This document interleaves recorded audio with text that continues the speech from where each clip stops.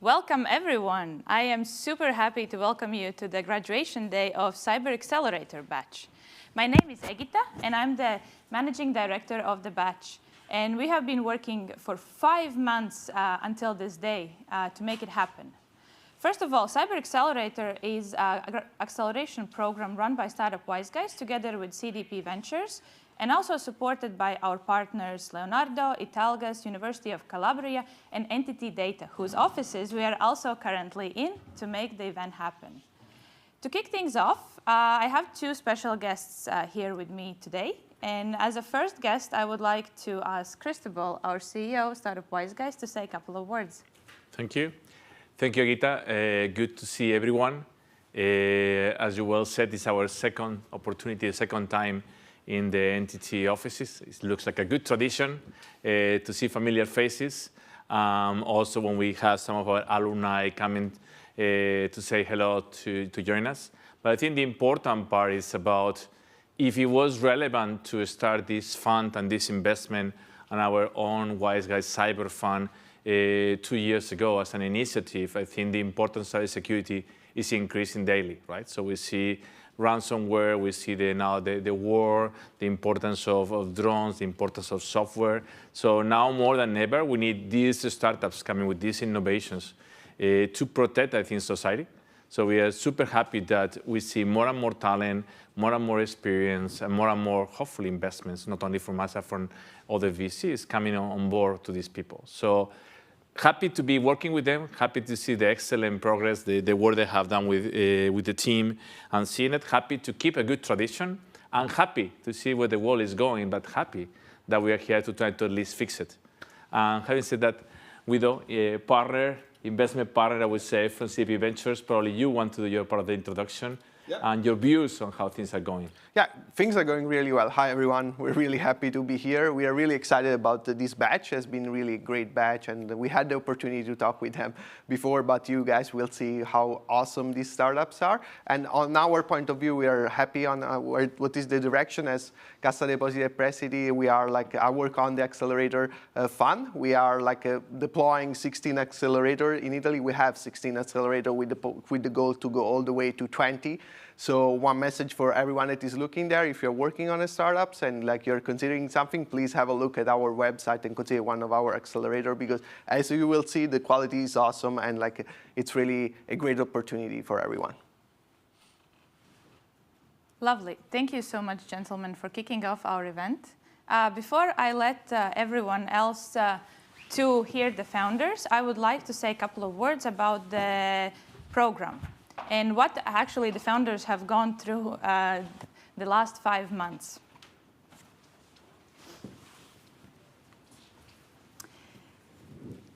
So before we kick off with the program, I want to remind what is actually the goal behind this with the Startup Wise Guys and CDP and with the program, why actually we are doing this. So since already almost 11 years now, our main goal is actually to help founders become entrepreneurs and also build great international sustainable companies. And that has been the baseline for the whole acceleration program, trying to help founders do it. Hopefully we have succeeded. We'll see from the discussions later on. About this particular batch. So it all started on September 5th, 2022, 5 months ago, a little bit more than 5 months ago. We had 7 startups selected for the program, and there were 8 nationalities. So our batches are always quite international, which brings a lot of, from what I've also seen in this batch, there has been a lot of cooperation and new network openings that startups are actually doing by themselves, not only us. And quite a good number of very good founders. Here you can see the logos, remember them, but you will also hear the startup participants later in the panel discussions. Yes, so as I said, program started September 5. We kicked it off with the on-site visit in Cosenza and also Milan for the event. So we spent 2 weeks together to get to know each other. Then in 24th November, we did a progress day to catch up on what has been done so far and what will be done afterwards. And today we are here back in Milan in Entity Data office to close the program. What happens in the acceleration program? So we focus on a lot of areas, but mostly there are 4 things. So company building, sales, pitching, and fundraising, because those are the basis of every good company. And our main goal is to help with a lot of mentoring. So thank you to all the mentors that participated and work with the teams to help them grow in these areas. Yes, we had a lot of one-on-one mentoring. We did 2 sprints. We also had batch offsite in the first 2 weeks to get to know us a little bit, and maybe you will have a chance to get a short glimpse into that as well. And of course, we visited also our partners also in Cosenza. Couple of numbers. So more than 65 mentors, almost 300 hours of workshop and training, plus also a lot of one-on-one sessions with the focus to build the business and help to support the founders. This is us on our first 2 weeks in Cosenza. We're here in the University of Calabria. We did a very nice tour of the university. Previously, we did a very nice tour of the Oktoberfest celebrations. So this was a very lovely day for all of us. And now, so we will talk with the founders. And I want to explain you how the days go. So instead of founders pitching, as you have maybe used to see in the other demo days and graduations, we have actually asked the founders to participate in the panel discussions. So you will hear more about the market trends, and also, as Cristobal said in the previous welcome, that there are a lot of things happening in the world, and we will have to try to fix them and make the things better. So you will hear more about the cybersecurity trends and what's coming up. And yes, before we kick off with the panel, we will watch a short video, and afterwards you will see Cristobal back on the stage with 4 founders.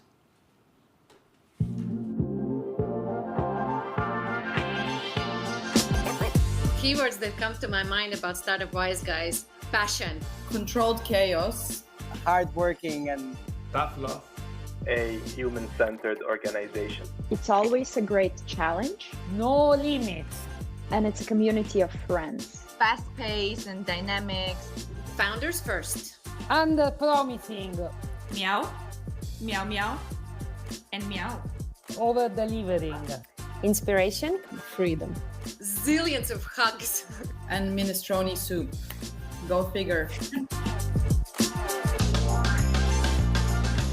So when I started with Startup Wise Guys, I never thought that I would become a member of a family with 22 nationalities. That so many people could align themselves towards making more impact, towards helping founders, and towards having such a great time doing something that they love. Couldn't believe that in 4 years I will join the team as a general partner, having my own skin in the game.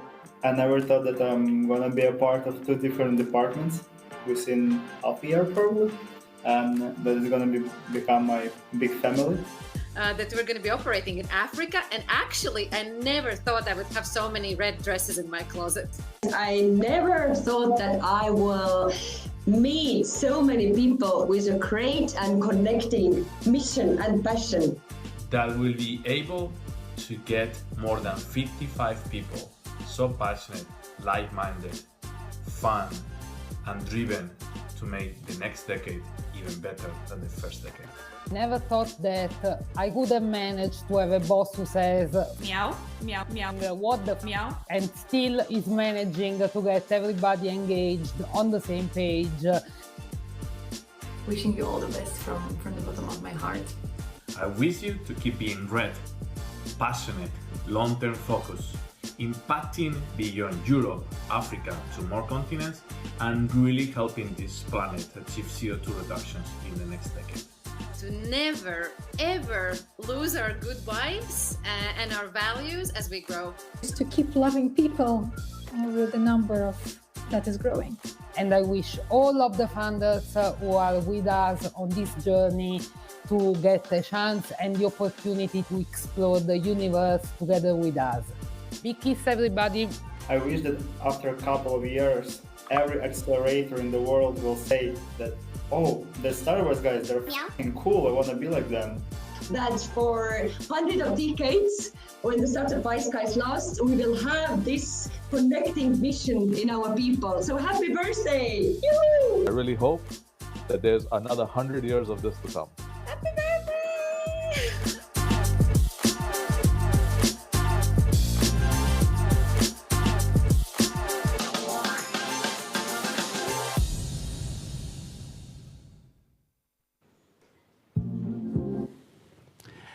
good to be back. Always brings smiles to look at these videos, but at the same time, some white hair because we are almost 11 years old already. So that was a year ago, and next Thursday, we'll be celebrating 11 years old, and be tuned up because big things are going to be announced next week. But let's focus about, as we said, talking to the founders. And I think the first panel tried to explore, but the differences between SMEs and enterprise. Is there a difference in the readiness in cybersecurity? But also about the role of data. Should we be afraid of data, or should we leverage and enhance the data and bring revenue opportunities? So let me bring one by one. I have the opportunity to be with 4 amazing founders with me today. So first from Cyloc, Diego. Good to see you. Hi, Cristobal. Antonio for Security Force. Hi, Cristobal. You. George for EFIAC. Hi, Cristobal. Thank you. Good to see you. And Anthony for Segenso, last but not least. How are you? Very good, thank you. You? So before we go into the content, I think it makes sense that each of them, they will go in order without me calling them, explain what do they do on a quick manner. So at least you get a bit of feeling about what the companies are cooking and who are they helping. Starting with you, Cyloc. Thank you, Cristobal. Thank you. Yes, we built a cybersecurity platform that help companies to stop cyber attacks. In particular, we test IT robustness and people to attempts in terms of phishing in a very quick manner, let me say. Antonio? We built a platform that helps companies in sharing data in a secure manner in order to enhance and give value to this data. And it's very important because companies right now collect huge amounts of data and they need to use them in a wise way. Josh? So we are EFIAC. EFIAC does autonomous ethical hacking to secure technology. We provide continuous security testing with unbeatable accuracy. So Segenso helps executives of medium and large companies to maintain and automate the process of business continuity management. And we strongly believe that cybersecurity is not just an IT thing, but it's the responsibility of the whole organization. Indeed, it is. The thing is not anymore a choice, but a fundamental part of the business that even the CEOs need to be very much aware of. But if we, especially since after COVID, a lot of SMBs joined the digitalization. And in Italy, for example, we have seen the numbers going up dramatically. But when we look at SMEs, what's the real state today of SMEs in terms of cybersecurity? And let's start positive. What are they doing well? What do we observe in them as a normal behavior and attitude towards behavior? So maybe, Diego, you can start on your side. Yes, thanks for the question. I think that what is important today is to understand that there is a lack of preparation by companies. As a matter of fact, we see that phishing attacks are among the strongest attacks on SMEs.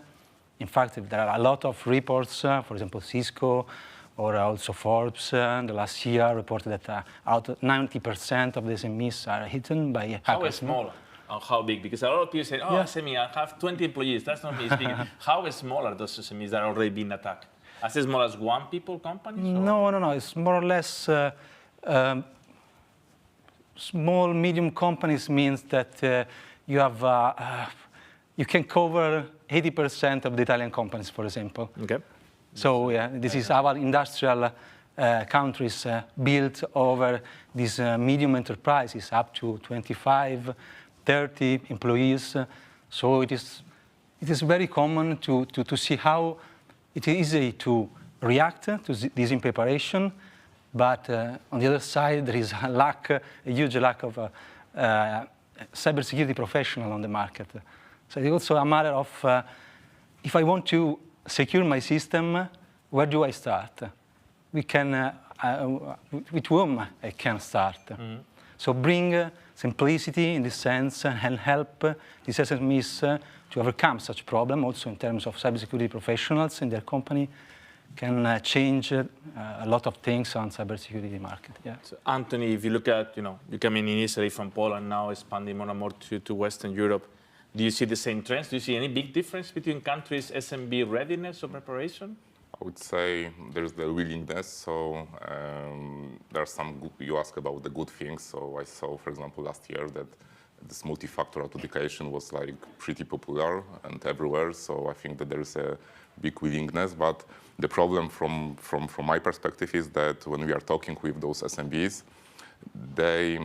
when they address like a maybe small piece of cybersecurity, let's say that they have some pretty nice expertise with technology, the backups work pretty well, they forget about like very simple things, like for example, they allow their employees to work with their private devices, or they just don't change like the administrator rights on the laptop. So this is like the top threats that they are there. It's not like a technology, it's like the process. So yeah, so there's still a lot of room for improvements from my perspective. It's similar around Europe, in Poland, Italy, but other regions also. So George, from your point of view, what kind of threats should they be afraid of? So if you are today a CEO, company, 50 to 100 employees, already about 10 IT employees, with some people actually gives the numbers based on how many IT professionals you have. Mm-hmm. What should they be afraid of? And where should they start? So what they should be afraid, but where should they start after they say, oh, I'm afraid of this, what do I do? So what is the first steps they should also be taking? Thank you. So basically, first thing, and to add to that, like I don't look so much about the number of employees. What I care more personally is about technology. So we need to protect technology. Then you have companies with 5 people, 10 people that are millionaires, right? So it's about technology, you can leverage it, and you need to secure it. So what they are doing well, I think they are defending themselves well already, but you can look at cybersecurity like digital health, right? And let me ask you, how much do you go to the doctor to check yourself? Not often enough, right? So but, you know, we go a couple of times a year. Yeah, we go. Basically, we go to the doctor when we are sick, when we are ill. And what doctors tell you is that prevention beats intervention every time of the week, right? So what you should do more is like you should test your systems, your technology frequently to find vulnerabilities, to find specific fragilities that you have, and act on them by priority. So if you do that, you are more protected. And that's, I think, what is missing in technology business. Either they are small, either they are big. They are missing testing more continuously, checking what really they are vulnerable for. Antonio, you're talking sometimes with larger companies. Do you see the same? Do you think they are better at preventing? George was saying, we don't distinguish the number of employees, but it's true that you have more money. You might have more talent available. You might actually be quicker reacting. But so you see, specifically in the enterprise level, more prevention, or still just more money thrown into the cybersecurity as a pool? Well, let's say that for sure they spend more money as absolute value, but as a percentage, more or less, sometimes they are the same.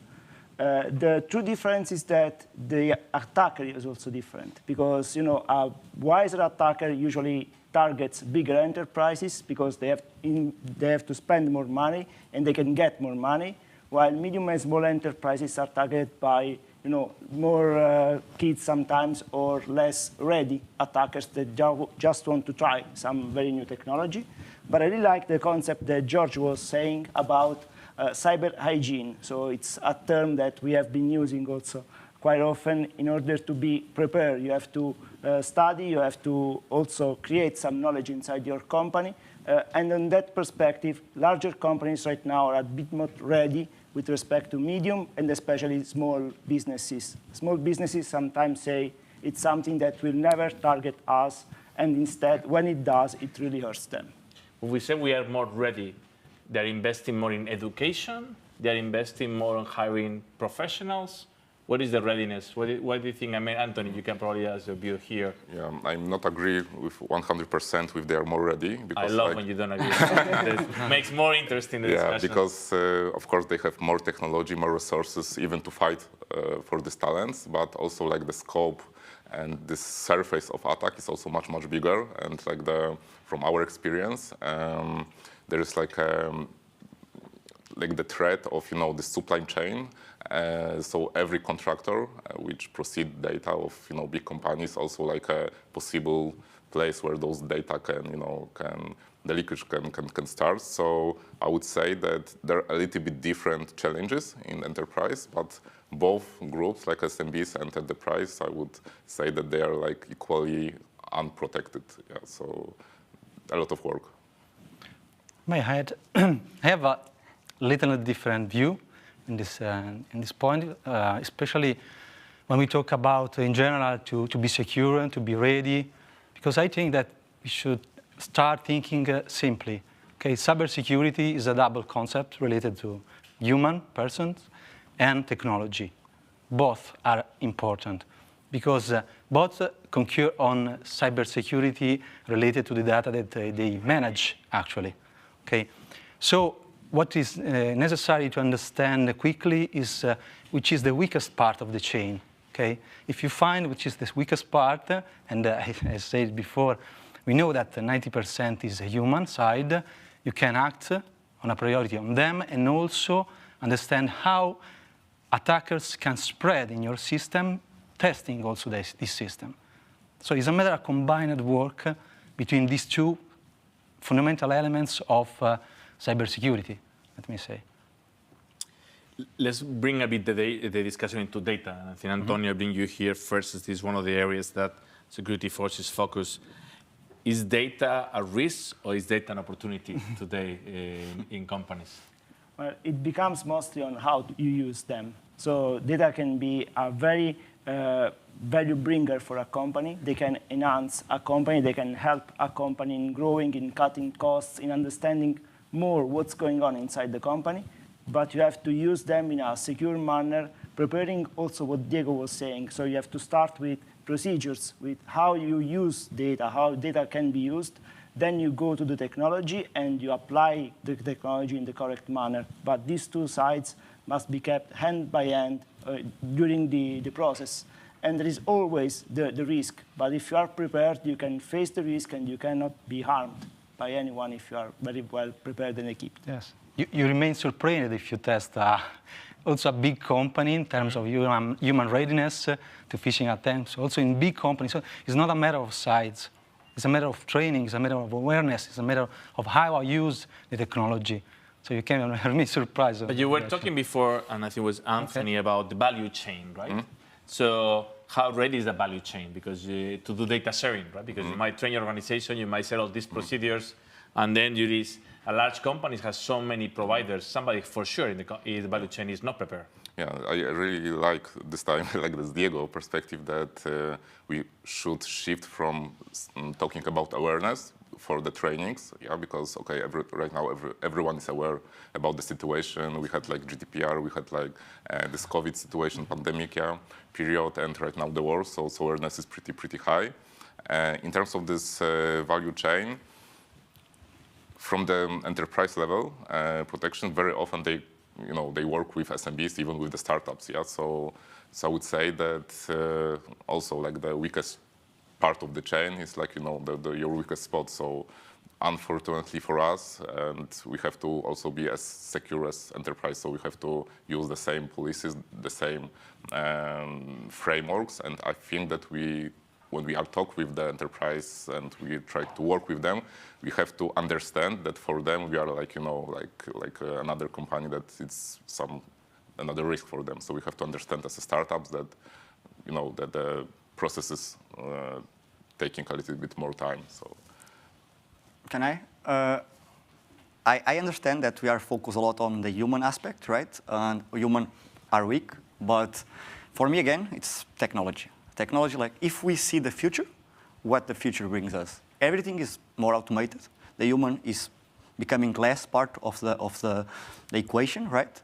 And in value chain, in supply chain, for example, you have more and more in third-party integrations. So third-party integration, APIs, whatever. Like no one does all product. It gets a little bit of everyone. And where is the vulnerabilities? It's on those integrations mostly, right? So when we say that the humans are the weakest part, okay, they are now, but are they going to be in the future? And what we are witnessing, it's that more and more the vulnerabilities are going to be in the system-based vulnerabilities and not human-based vulnerabilities. Because as Antonio was saying, attack surface is becoming so big. We have talked with enterprises that 40% of their digital infrastructure, the attack surface, is unknown to them. So some DevOps even call them mushrooms. So you're like in a forest, and the system engineer just brings another subdomain or another thing that for testing, and they don't know it's there, and it opens a window for these guys to enter. So for me, it's technology. Okay, but can I add on this? Yes, yes, I can agree partially on that. But for example, we have Cisco, Verizon, big guys like that reporting every year an increase of cyber attacks due to phishing attempts, and also the spreadness of this virus, malware, and attacks targeted inside the companies. Okay, so we have a double side to handle in this sense. And moreover, adding to Anthony, we see, for example, recently Forbes says that for the next year, up to 2025 also, more than 70% of the companies will make business only with those ones who are prepared on a cybersecurity basis. So cybersecurity is becoming also a matter of business, and we have to start thinking double and be ready also for the future, for our businesses as well. Yeah, if I can add on what Diego was saying, when we did an interview, one of the interviewers was saying that right now they are sending questionnaires to their business partners in order to check their cybersecurity readiness, because supply chain also, as Anthony was saying, is the weakest point at the moment, because very often in this supply chain you have a large enterprise, medium businesses, small businesses, micro businesses, and very often we see attacks called island hopping, where you target the small one in order to reach the bigger one, playing on the human factor on one side, on the larger, and on the technology side for the micro, because the micro doesn't have the technology, while the large one may have the technology, but you have more humans. So the surface is different, but still it's very, very wide. This is called pivot, no? Yeah. Pivot attack, yeah. Okay, last question, maybe Anthony, and going back to the rest of the team. You talk about business continuity, and I guess kind of interested about how many of them are ready, how many of them you observe that have any sense of what that means from both human and technology point of view. From SMB's perspective or enterprise SMBs? Well, I think giving both the difference, because I think that's important as the panel is the topic, right? So enterprise, I think that looks much better than SMBs. We are trying to translate like those cybersecurity when we are talking with SMBs for language that they understand. So we very often talk about the readiness to be insured. So I would say that almost the clients that we are meet at the beginning, they are not fulfill the assessments that the insurance providers ask them. So they are. This is something that every management board understands, that they are so unsecure that no one wants to insure you. So I guess that this is like a lot of work with this. And one of the points is like this business continuity. So they are doing backups, but they are not testing those backups yet. They are not testing those procedures. This is something that business continuity looks. In terms of the enterprise, I think that this is like much better shape right now in terms of this business continuity, because they can't afford some, stops at the processes, because the cash flow, the resources are much bigger than in small and medium-sized companies. So this is also something funny, yeah, because like the small companies should take care more about this thing, because one incident can just kill them, but they are not taking about. They are hoping that they won't be attacked. So. But I was talking yesterday with an SMB. I have a big dinner discussion about this. I told me that SMBs are not worried because all the data is in Google, so everything is secure. They always tell me that. So what do you guys think about that from an SMB point of view? My co-founder acts stuff like Google and Amazon, right? So when he ethical acts these guys, how do businesses think that only by leveraging this they are secure?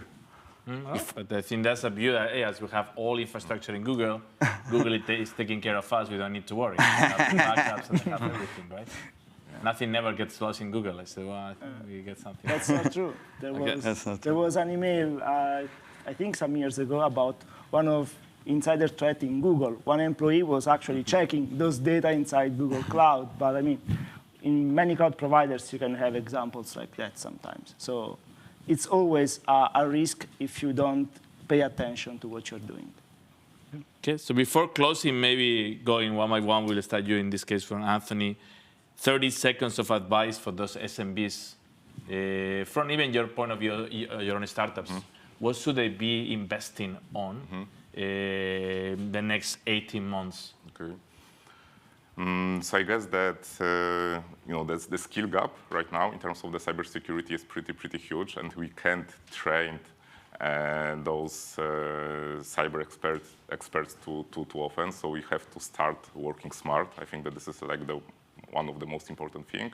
The second thing is that we should invest in technology like AI. I think that our startups from the batch, they are working also with this technology which automates the process of cybersecurity management, because we don't train so fast those cyber experts. That's not possible. So I think that this is like the thing, working smart and treat cybersecurity as a part of the business, like HR, finance, and other departments.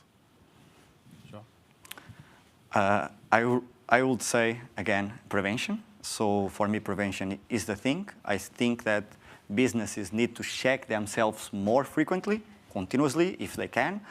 And they can use technology to do that. So if you have, it's more difficult to hire security specialists, it's more difficult to have all this technology in place. So if you really check yourself and identify the vulnerabilities and understand what is that vulnerability impact to your business, you can act on that one and be prior.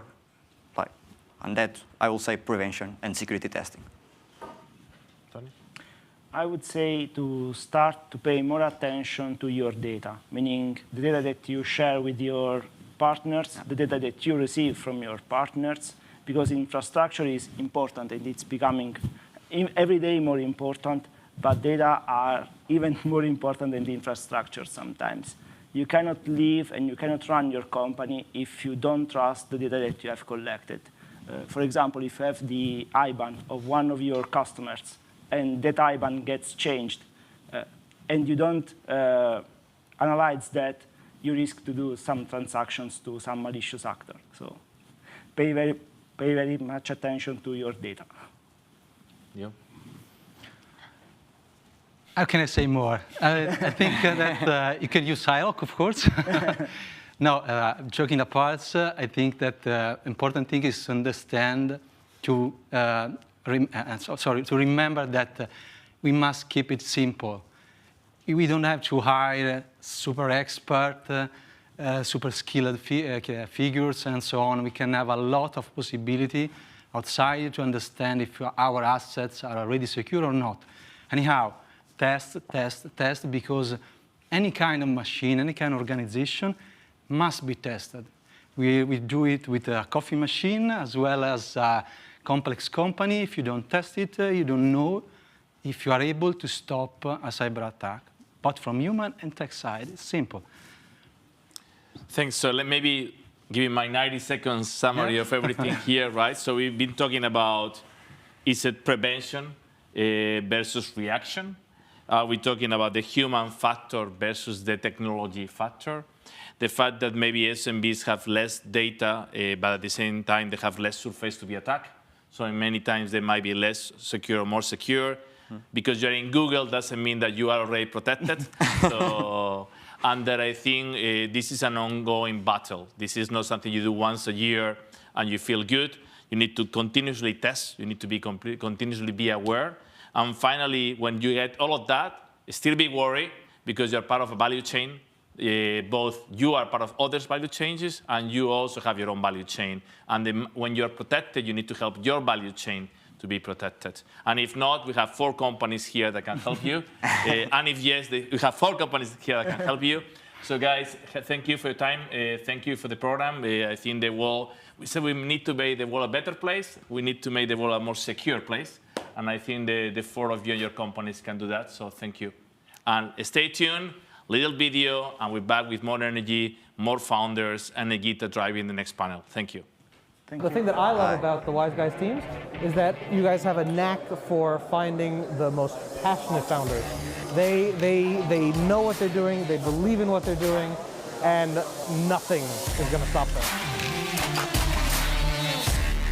It is really intense, I have to say, but I really enjoy it because I feel every day I'm totally evolving in this program, and I see that I have so many weapons already. It's challenging at times. We come with a strong background of doing a lot of things at once, but it's just amazing to be next to the teams, showing all the creativity you can to help them. So it's not something you have to deliver, it's very creative work, and that's what I'm very surprised that I really like it. I think the best of the people part always. You already know everything, but here the borders are infinite, just so much things to learn.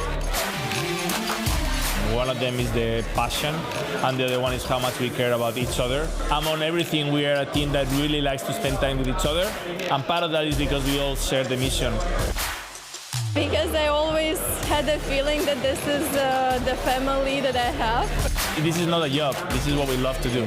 I think when you can mix that one, it's great. We just have to sometimes understand that, hey, there is more people around us that we have to put some time for them. For us, it was mainly like a crash course startup MBA, basically, kind of. It's kind of like a bottle of good wine, kind of that keeps getting better all the time. I mean, Wise Guys team is what keeps me energized through everyday life. When I started working with the startup scene, Wise Guys was my kind of entryway, so I feel like it's a family. I'm like an adopted startup Wise girl. I just remember one scene from the Tech Chill 2 months ago when you had the demo day with Swedbank. Nearly all the startups were nearly crying when they said goodbye to the mentors. You know, they can really feel the energy, and I think culture beats everything. And I also see Wise Guys as an execution machine. Yeah, and people ask that why do you do that? There is no money, and very many accelerators have failed after a year or two. I believe that if you really want to do it, if it's your vision, and then you just can't give up, and you will figure it out how it works. And you have to pitch at the big stage, right? Yes, yes. My hands are already shaking. It's too easy for us because this whole month startup Wise Guys, every day we pitching. It's easy for us. Now we are only going up, and only the sky is the limit. This is love for what we do at the end of the day, and this is our life that we want to have. I already know that when it's over, then I'm gonna cry. 3 minutes of station, now back to work.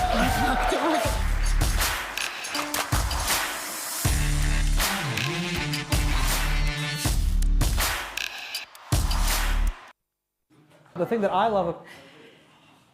And we are back.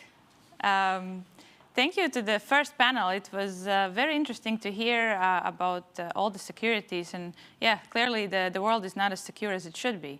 To continue on the topic, I would also love to have a second panel discussion with 3 startups. And as a first one, I would like to introduce on the stage Enzo from Butterfly Decisions, who is he surprised us with a lot of language skills during the program.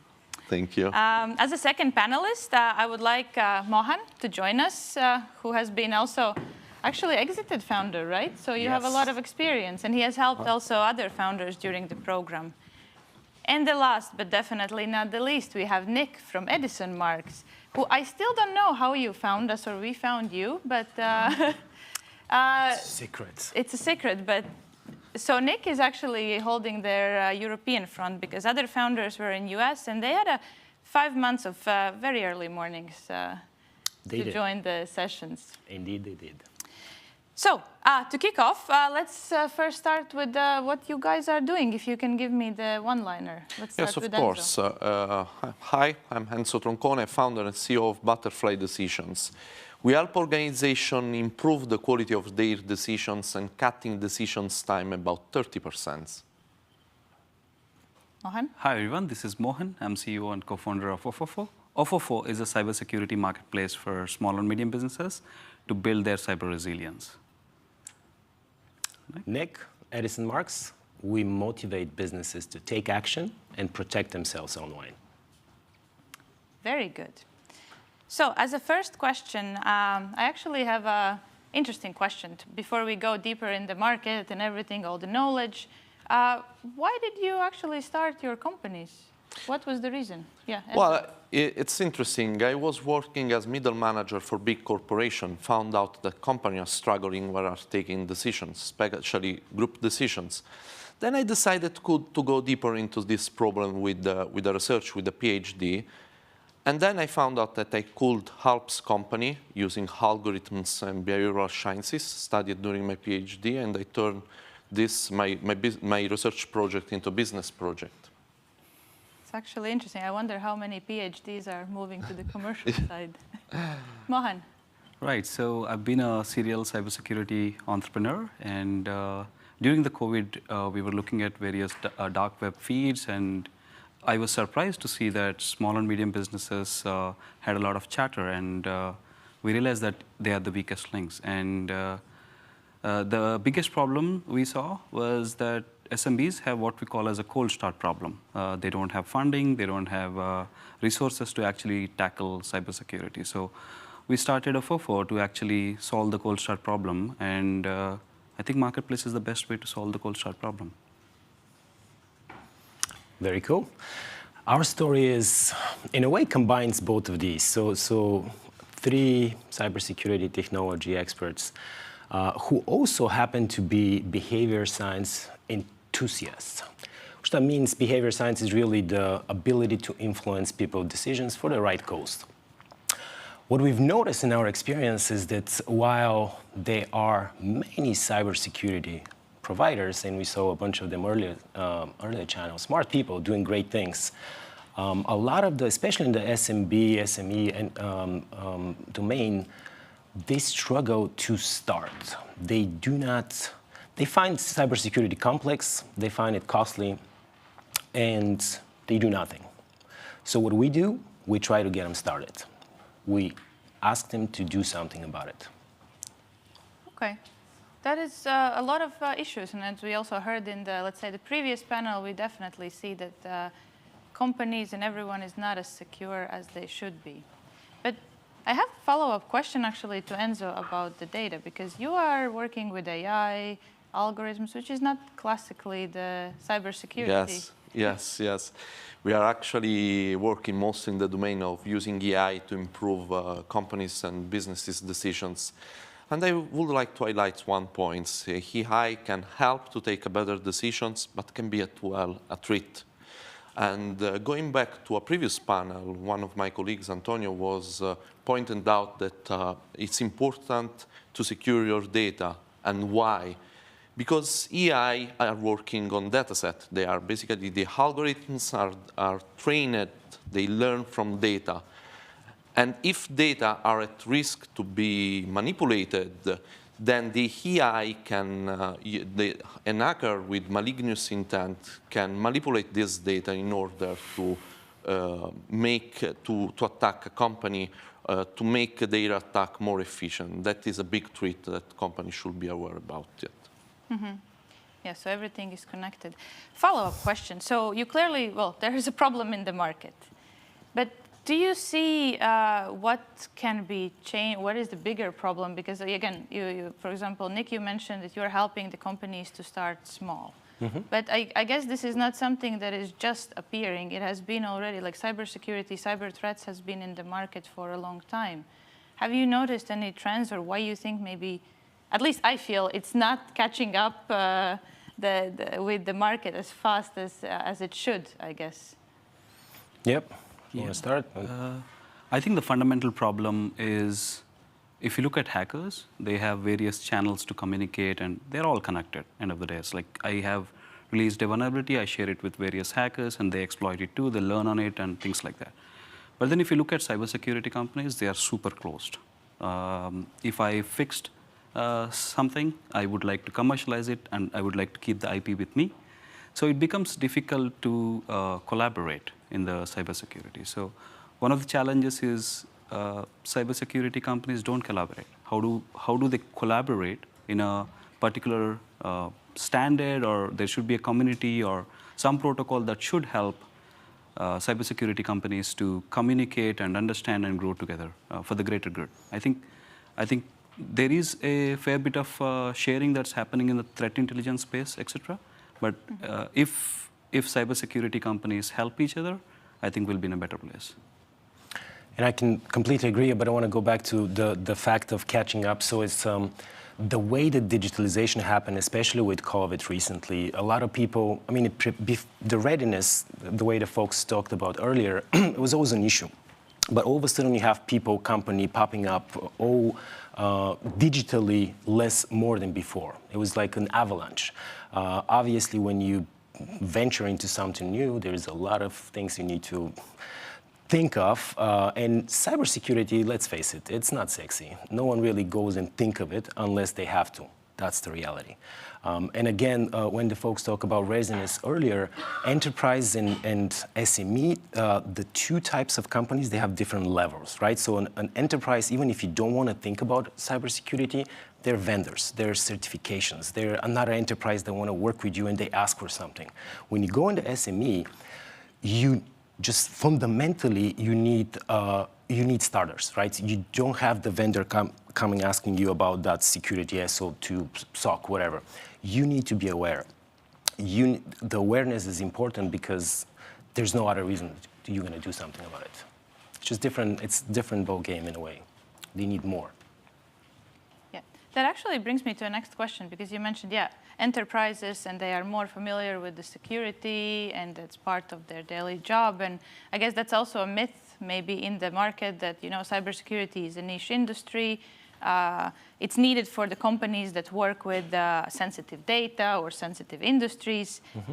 But now most of the companies also in your batch, you're selling to SMEs. And why? Because where do you see, sometimes I feel the SMEs are maybe also not the direct audience because they think it's like an individual, as me as well, who am I? No one will hack me, no one will hack my data. Why should I be careful because no one will abuse it? Exactly, yeah. I mean, that's the perception problem. That's a big thing. And honestly, I can go back to the medical story from George earlier. It's the same thing. You don't think about the problems. You hope it's not going to happen to you. And it's the same thing. The perception of cybersecurity is someone else's problem. It's the bank's problem. It's the big organization problem. It is not. It's everyone's job, right? Everyone has a password. Everyone has 17 SaaS applications they use on a daily basis, even in a small organization, right? So in enterprises, that multiplies. I and Andre, I was an ethical hacker before, and he's an active hacker now, and we've been thinking about SMBs and things like that. And one of the things that popped into the conversation is we call some people who are learning hacking as script kiddies and newbies, right? If you are a new hacker and if you want to attack somebody, who would you start with? Would you start with a small business or would you go after Toyotas or Cisco's of the world? So SMBs are easy catch, and the number of people who are actually learning hacking and trying to become black hats, they always start with small businesses. So small businesses are easy fish to catch, and returns are also lower. But then, more people attacking SMBs than large enterprises. But can I just pick that up? That is true as a whole. However, numbers show that is the picture, if you go both enterprise and SME, I think about half, I think it was a 46%, if I'm not mistaken, in the latest Verizon survey, of the breaches that happened were on the SMEs, right? So even though you get the less experienced hacker, they're successful. And 46 or half of those organizations being hacked, it's very impactful. Their numbers, like just throwing it out there because it's important, awareness. An average organization with less than 1,000 people, an employee, in an average organization less than 1,000 people, is 350 times more likely to receive a phishing email. That's huge. Think about it, how many emails you get and how many of those relative are phishing or potential abuse. Another interesting number I want to mention is ransomware. So ransomware is a problem, is predominantly SME problem, it turns out nowadays. I think it was 3% of all the ransomware happens in organizations that are 1,000 or less. And I think half of that was even organization 100 and less people. Right? That's 90% of the businesses out there. I would like to add something else to Please. what Nick said, that actually the decision regarding cybersecurity are one of what are classified as strategic or critical decisions of what each company should care about it.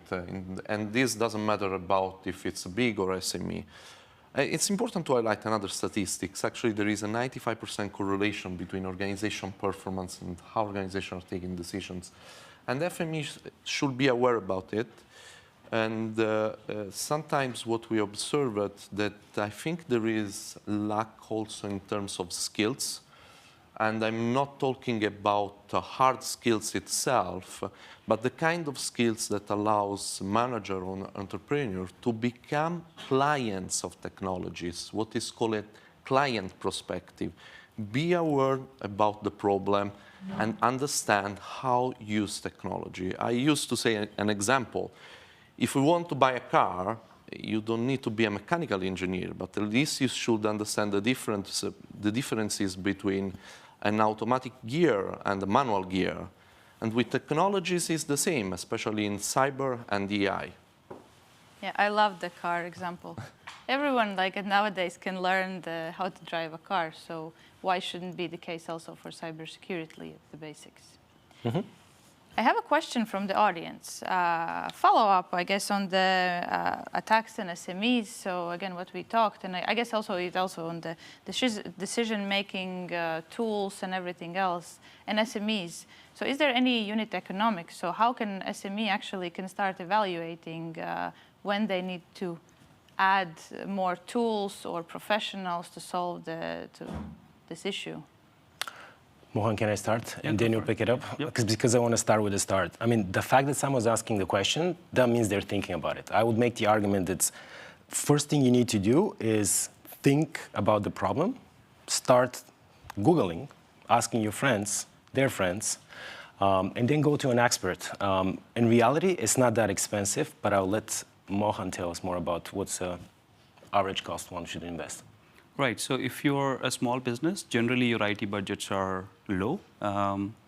Let's say your IT budget is X. I think anywhere between 5 to 10% of your IT budget should be the budget for small and medium businesses. That comes anywhere between $200 to $2,000 a month.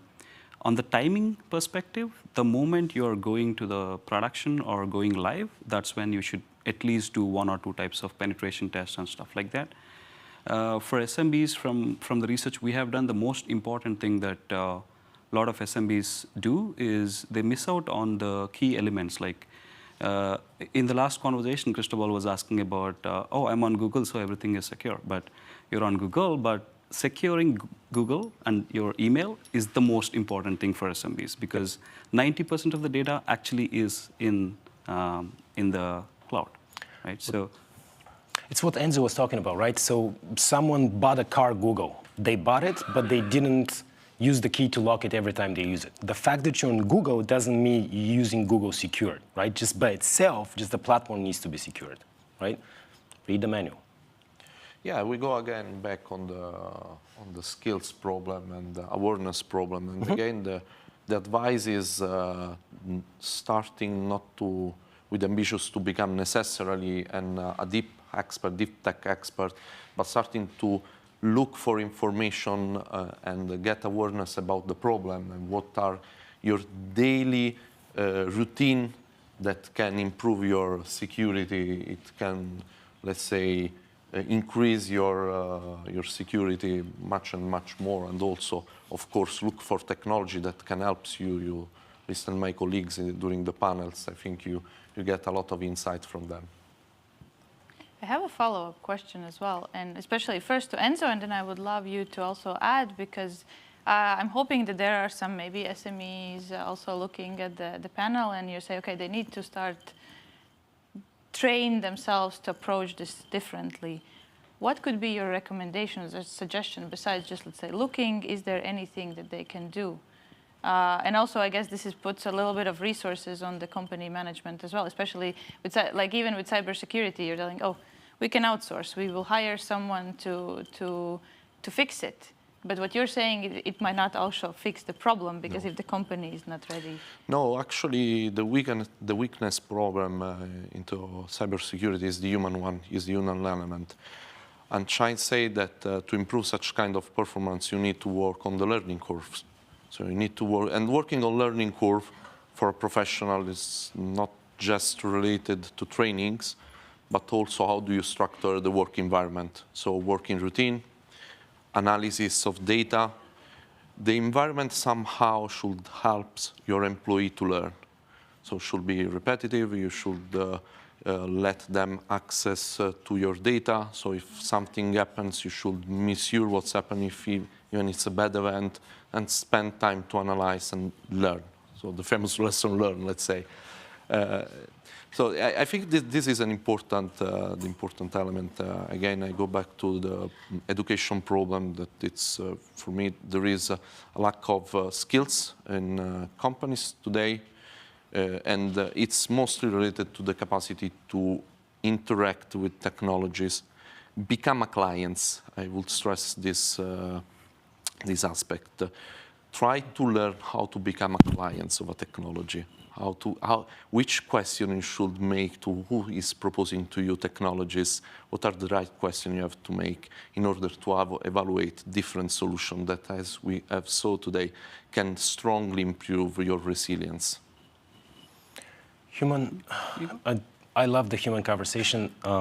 Technology is super important, but human is what we are, not at work. So I think gaining awareness of digital hygiene, security hygiene as individuals, it starts from there and just goes into your business, right? So do you use same password for your bank account and for Facebook? Do you use multi-factor authentication for Facebook or your bank? Do the same at work.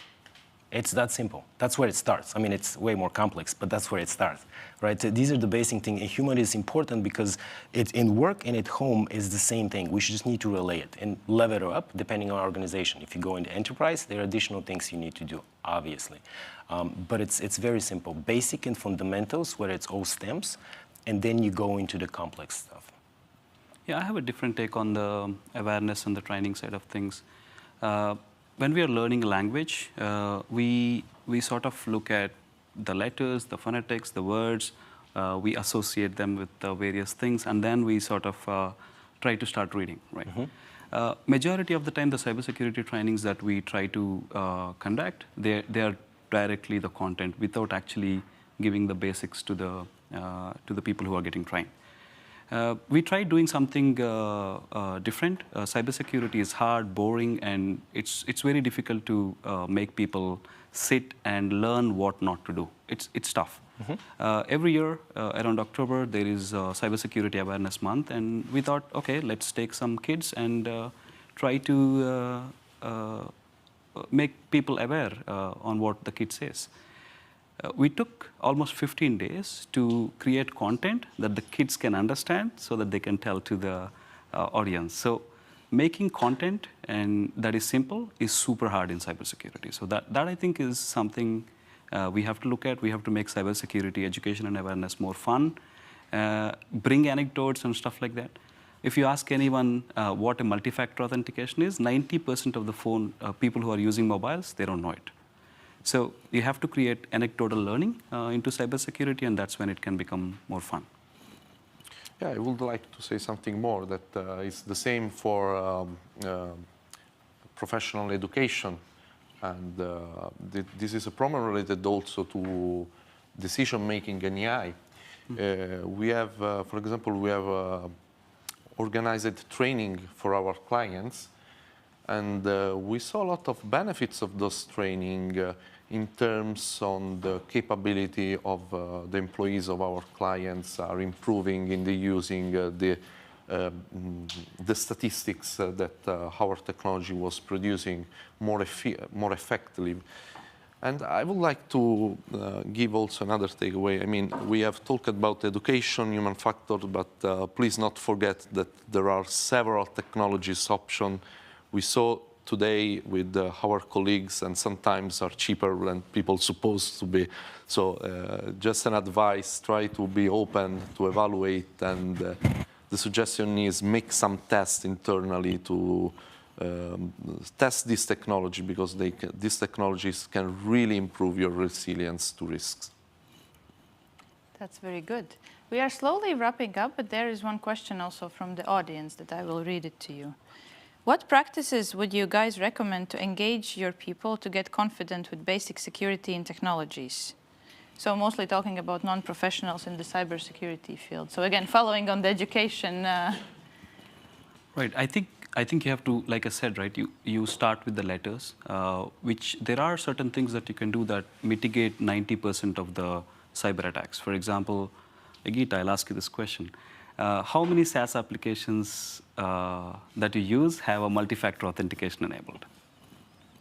It's a good question. I would hope more than in reality it is, but but I guess I'm more on the secure side working with you guys. Right. So research suggests that if you have a multi-factor authentication, that actually takes care of 90% of the majority of the attack surface, right? So rather than training people on everything, you have to figure out what are the key things that are relevant to our company, and what are the practices we have to implement that are easy, but that has high throughput and ROI. And if you can figure that out, and I would say most of the things like MFA, phishing, and encryption, backups, if you do small things that are easy, they can give large returns over time. Nick? Agreed. I'm going to add a little bit on the human side. So to me, security posture in an organization is bound. It's your responsibility, no different you being the security person or owner, CEO, if it's a small organization, no different than the rest of your culture in your organization. So you would need to find, your people, you know how you interact with them. I can give you an example if that works for you, but it needs to be part of your culture. So for example, folks are going to lunch and you see computers around you unlocked, right? So they just left them with whatever they're working on. Go on that computer and send an email from that person's email to the rest of the organization and say, I made a mistake.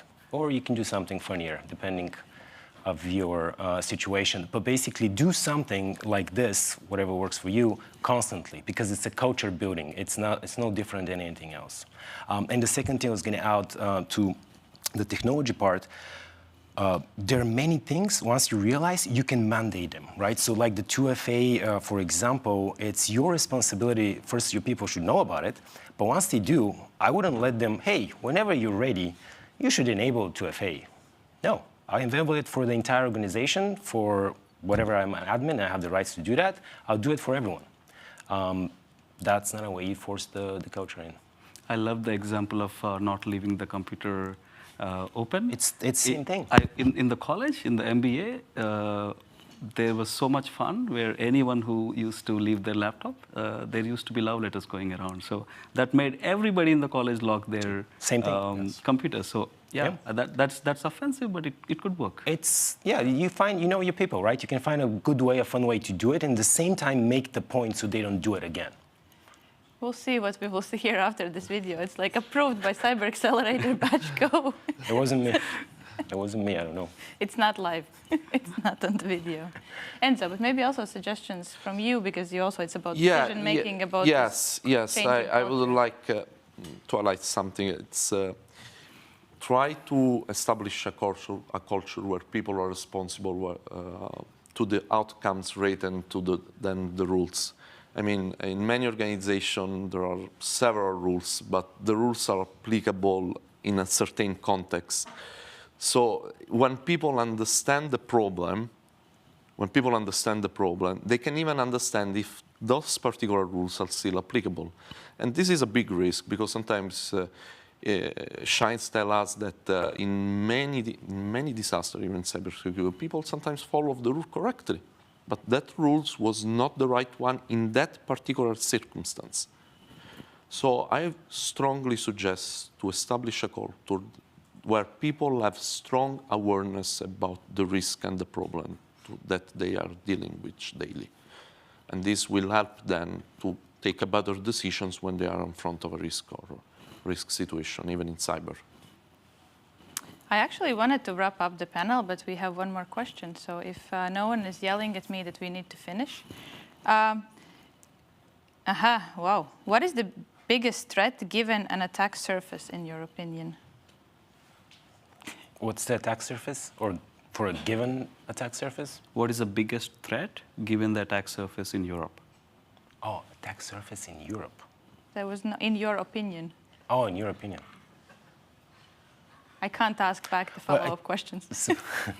I mean, it depends on the best. attack surface, right? So, I mean, that's what we talked about earlier. I mean, if it's, what's the attack surface, right? So the smallest thing could be the individual, right? So social engineering, they're trying to get me and my password, right? So that's the attack surface. So I need to make sure I have 2FA, I change my password, etc. But then if the attack surface is an enterprise organization, whole different experience, right? So there's so many applications, networks, vulnerability testing continuously, a lot more. I mean, I'm sure you can add a bunch.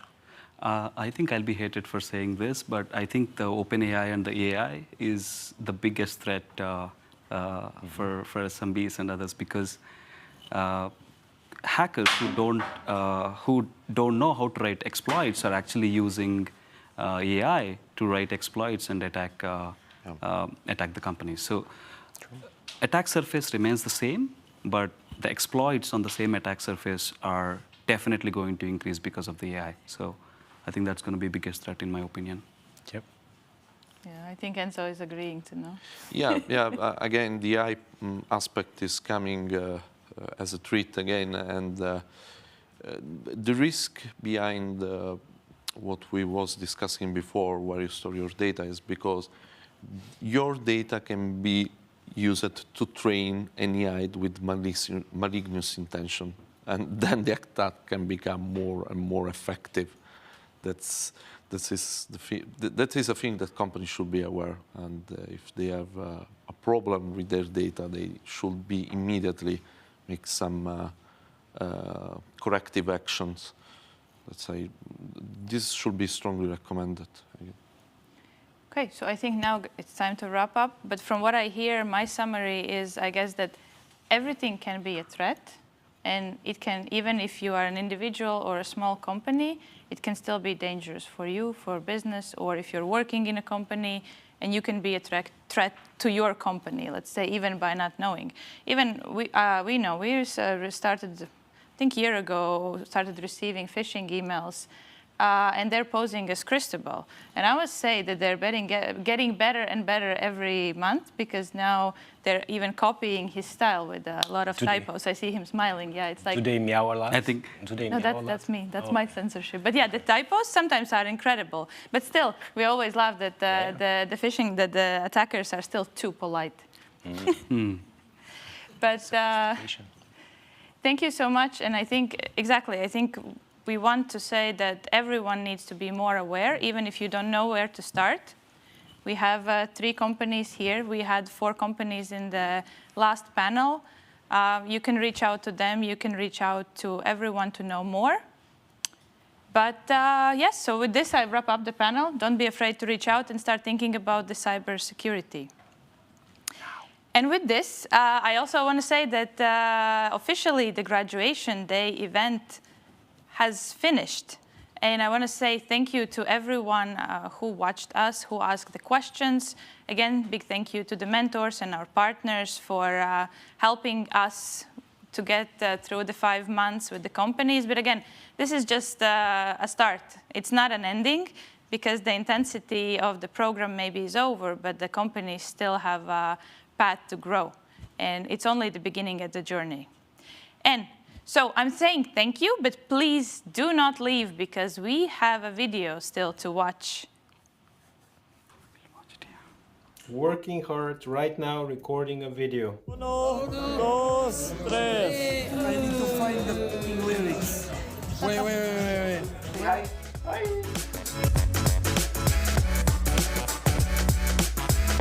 So now I think the bus is stopped.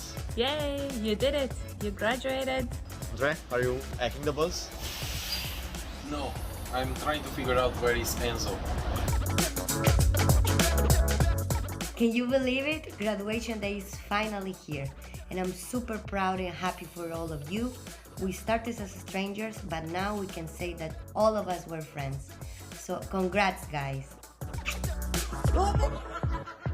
Cristobal, our last workshop inspired me to invent a device. Check this out. It is called Keyboard. It works amazing with numbers, 1, 2, 3. It does struggle a little bit with letters. Most importantly, you can use it outside. There's a game you can play. I promise, I'll show you someday. Cheers. As Andrés said, we are not slaves of the clock, so I'm recording the video in the latest possible minute. I'm so sorry, Monica, you're going to kill me. But really looking forward to see you again this week and trying to get ready for the graduation. By the way, where's Enzo? Who is this old guy? Where Enzo? We said, where Enzo? And now we are in the position to know better where he is. Monica, you're crazy, and this Enzo, I don't know who's this guy. Out to everybody in this program. Edison Marks wouldn't have found our voice without this program. Egita, Monica, Luana, my God, I don't even know what we would do without you having done your work. Cristobal, Fareed, Andrea, everybody, the whole crew, thank you so much. Looking forward to doing more work with everybody in the future. Cheers, guys. Has anybody seen Enzo? I am very thankful and happy to be working with such a great batch of founders, and I'm super proud of each one of you. Welcome to Startup Wise Guys family. Where is Enzo? Hey everyone, Ed Carroll, Edison Marks. Just want to say thank you for the fun journey. Participating in the Startup Wise Guys Xcelerator program. Just getting some shots up and hope to catch you guys at an event sometime soon. We'll see ya. Where's Enzo? Where is he? Where? Oh my God, where's Enzo? Did we learn anything? No, not much. There are just a few hundred meetings, webinars, workshops, on-sites, get-together, trainings, and a bunch that I'm sure I'm forgetting. It was great. Thank you guys. Egita, Monica, Cristobal, SWG team, all the mentors. It was an experience. Keep in touch. Thank you. Where's Enzo? Starbucks. Yeah, right, Andre? We're gonna Starbucks and gonna get some money. We're gonna buy a disco in Milan. So you guys arrive and you're going to the disco. And we just made it. That's the plan. To sell perform books in Starbucks, so keep performing. That's way bigger than 20 seconds, no? 35. What's up for 4? Sumit, what's up for 4? Anshika, what's up for 4? Mohan, what's up for 4?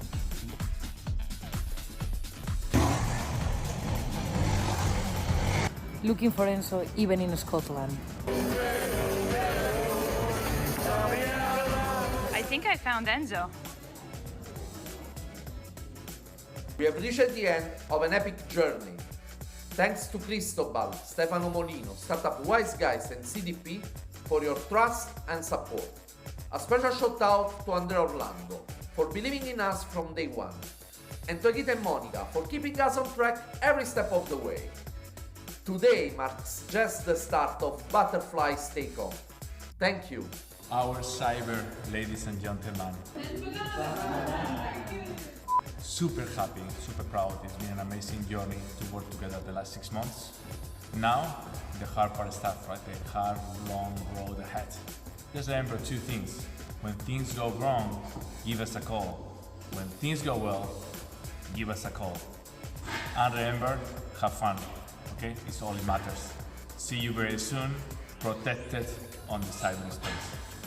And last but not least, cyber all the way, and you know it.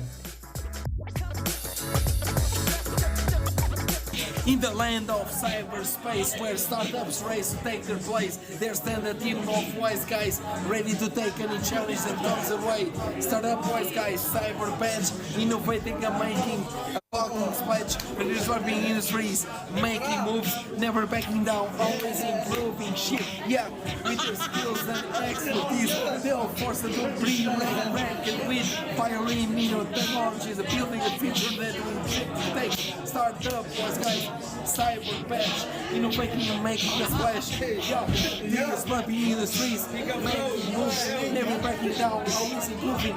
Yo. It doesn't rhyme, but